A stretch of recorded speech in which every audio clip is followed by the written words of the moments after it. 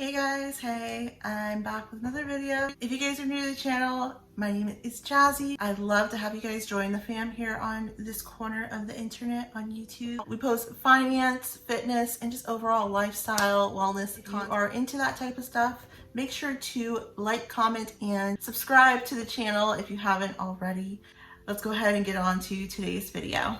I'm back with another one, and in today's video it's going to be a lot of just cutting out a lot of bad habits, because sometimes as we grow older we outgrow certain things, certain people, certain situations that we used to tolerate in our lives.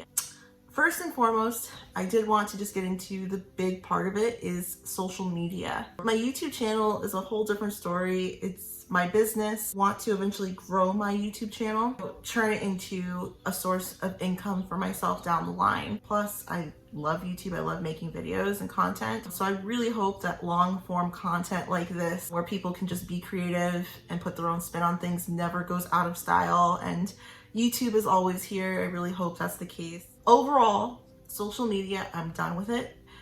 I have so many thoughts and feelings on it, but some things I've noticed is it has become so prevalent. Doesn't matter where you're going, what you're doing, if you're at the airport, if you're at a cafe, if you're out getting drinks with your friends, people are glued to their phone. And as much as it's great, the features and like how innovative it's become, it literally is like, you know, the proverbial hypnotizing thing where you can spend hours of your day looking at a mobile device. So that on itself is just toxic and not good. As someone who, and I will proudly say, I think my generation, 1995 and earlier 90s babies, we're the last generation that was not born into social media. I was young, but I actually remember pre 9/11 world. I'm happy that that's the case because I know better. I know how things can be when they're unspoiled, when people aren't so worshiping basically a device. Because when you have a phone in your hand majority of the time and it's not really serving you any purpose to scroll, you know, you become so drawn to it, you're worshiping your mobile device. It's not good. It's not healthy. And at the minimum, it's just not going to be good for your mental health. In my opinion, the social discourse is screwed up because everything's about likes, everything's about social presence and what you look like online. It's not about actual connections in person, who you are, what you're about, face-to-face interactions. When I used to go out when I was like in high school, it was the best parties, the best times. These people weren't on their phones. People were actually talking to each other. People would go and get on the dance floor and dance their asses off. You know, it's insane. And you go to parties now, people are either on their phones, not talking to each other, which is boring, or they're just, you know, in the bathroom doing drugs. Like that's their fun night. I can't think of anything more depressing and sad than that. And I caught myself on Instagram last night and I saw a post come up on my feed, right? And every comment on it, and it was like a post of just, you know, someone who was of color, and it was the most racist, bigoted. It really was like an insight into how ignorant people can be and what people really think in their heads. And not only that, the fact that they feel so empowered to post this on social media. I didn't like what I was seeing, and then all of a sudden it hit me. I'm like, why am I spending my time on these platforms when I disagree with so much of what's being put out? All that you see is OnlyFans girls posting stuff online. It's like literally smut at this point. There's no reason to be on a platform that is so toxic, or platforms, not just Instagram, Facebook, Instagram, Twitter. It's not a good resource. It's not a way for me to use my time anymore. There's that on the social media piece. What I would recommend, the call to action on that is, I'm not telling you guys to delete your social media. You know, you could be growing your social media platform and you can make money off of it. That is completely valid. But being on those platforms, there is a trade-off. You could be experiencing some mental problems if you stay on there too long, even if it's for the money. And if that's worth it, go for it. But you have to know when to take breaks. You need to know when to unplug, put the phone down. For me, I'm all or nothing. And I just don't jive with what's currently being put out right now. It's not like you're scrolling through cute puppies and kittens when you go online, right? It's not positive. And if you constantly are absorbing that type of media, then it's going to tank your overall life. To close out this little portion of the video regarding social media and why I am detoxing / no longer participating in certain platforms, you know, and when I say not participating, I'm not saying I'm deleting it. I feel like for right now, I just need to take a break. What I have on there already is enough. And yeah, like you guys already have seen like a snippet of my life online. I don't really feel the need to further contribute. Don't play the comparison game online. I'm gonna speak from the female side. When you go online, everyone looks the same. Let's just keep it real.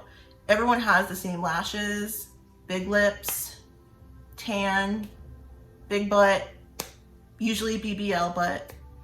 And typically that goes with the OnlyFans account as well. There's no one that's really authentic or just individual anymore. Everyone wants to look like the same prototype person. Very sad. And me just being individualist, I think it's just like a shame that no one has the audacity just to be themselves and to like break that mold. Don't compare yourself to people that literally just copy everyone else they see online because they think that that's cute or trendy. You know, like be your own person. Your life is enough. A lot of these people online, they're literally just showing you the highlight reel of their lives. What happens behind closed doors, you would be absolutely shocked to know. That's my little rant on social media. I am taking myself off of those platforms because it's just not cool. And I just don't have the time and energy to put into something that's not positive, that's not doing anything for me. In this video, I'm really just going into what I've done in 2024 thus far that's really been beneficial for me. This next thing I'm gonna like discuss with you guys, it is something I mulled over last night because I was going to make this video and I'm thinking to myself, should I include this? Should I not? Oh, this is so hard to talk about, guys. Recently, I ended a friendship that I had since high school. At this point, that'll be close to 10 years. Usually things do not bother me or don't really like give me pause. Like most things I can rationalize and I'm just very like on to the next. Like I don't get overly emotional with things. And that's crazy to say. I know that women get like a bad rap for being overly emotional. Over the years, I've learned that it's not worth the energy or like your mental health, you know, to like get overworked up on every little thing. So I don't. That friendship meant so much to me, and it's weird knowing that someone you thought meant so much to you, but the whole time I think that this person either was jealous of me. I don't want to like say I'm like all that, but looking back, that's how it feels. And honestly kind of hated me, honestly. Never really was a real friend, very like undercutting, never supported me. Just not a good friend now that I look back on like the last 10 years, which is insane because I did so much for this person. Like I don't like to like hype myself up, guys, but like I was that person who anytime that this person was going through something, Anytime she was going through something, I literally would drop everything and like rush to her side to be there for her, like a good, loyal friend. And the funny thing is, like, I can't even name a single time that she did that for me. So it feels now like it was a one-sided friendship, and that is so rotten and horrible. The way things ended, I'm just like, on my end, I had enough. I was like done with being used, feeling like no matter what I did for this person, they weren't appreciative or they weren't going to reciprocate how I was being honestly a good friend to them. And, you know, 10 years is a long time, but I am a very loyal person. And one thing about it is I don't feel bad. I cut all ties. I blocked their number. I'm like a very like loyal person, and you have to really like push me to a certain level. Like, I will be there through thick and thin, but once I'm done, I'm done. This was my one, I would say, like, best friend. At least that's what I thought of her as in my head. And now that bond is dead. And I think that's probably the biggest struggle, because like in my head it sucks, like having this thought of someone in your head for like 10 years and then it's done. You gotta think of them as like a stranger. That's really hard. Again, I don't feel bad about it. I actually think that it was long overdue now that I'm thinking of everything in retrospect. She did not deserve me as a friend, period. And honestly, guys, I will say this, now going through it, breakups with like boyfriends or whatever, it's not even as bad. Like, because ultimately you go into it knowing like there's a possibility that this relationship may or may not work. You know, you have more of an expectation that, you know, they come and go, you know, guys are just whatever. But the breakup of a freaking girl to girl best friend relationship is the worst.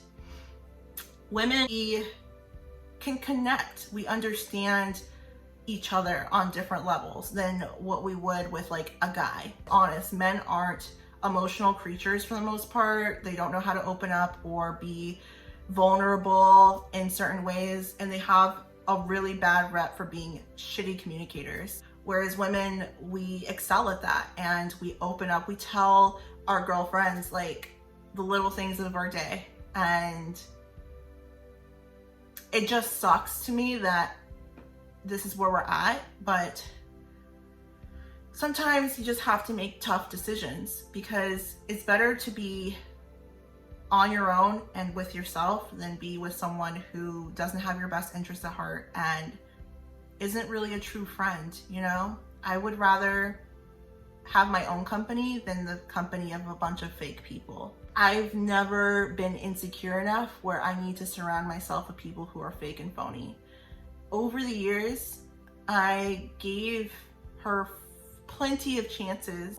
It gets to the point where you can't make excuses anymore. The reason someone didn't do something, or the reason that they're not supporting you or, you know, as loyal as you, is because they don't value you the same way you value them. That genuinely was like the toughest pill to swallow, knowing this. But yeah, I'm so happy that I am done with her. Again, hindsight's 2020. Now looking back at how kind I was, how much of a good friend I was in comparison to people in her life who literally treated her like shit and literally dogged her out, talked all this crap about her, abandoned her. It's like, it's messed up, but the most loyal of us, the most kind-hearted, are the ones that get treated like dog crap, and it shouldn't be that way. It shouldn't be that way. Once you know someone for that long, you think that you mean more to someone, but yeah, obviously I didn't.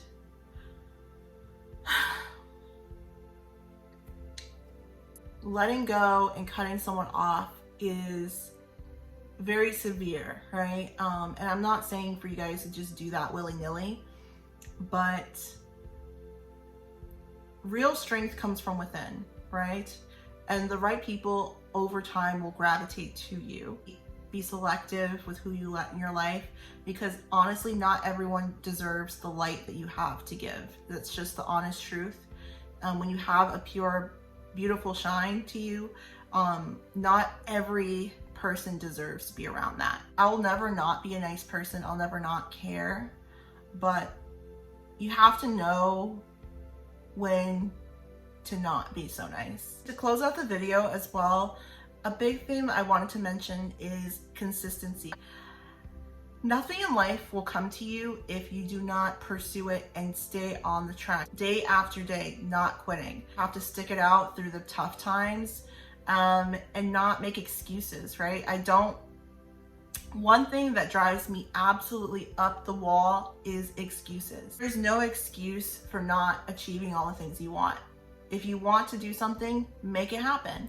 Show up every single day, do the little things that are going to push you to where you want to be. For me, that's doing my first bikini competition this year, hitting my 10K savings goal, which I posted on this channel, going to work, both jobs, as often as possible so I can, buy a rental property at some point. Who wants to work forever? I know I don't. If it's hard, if it's difficult, then chances are you should do it. Everyone does what's easy because it's comfortable. It feels good to just do nothing that is making you come out of your comfort zone. But in your comfort zone is where you'll stay stuck. Lastly, guys, I just wanted to say, keep leveling up in your life. Keep excelling.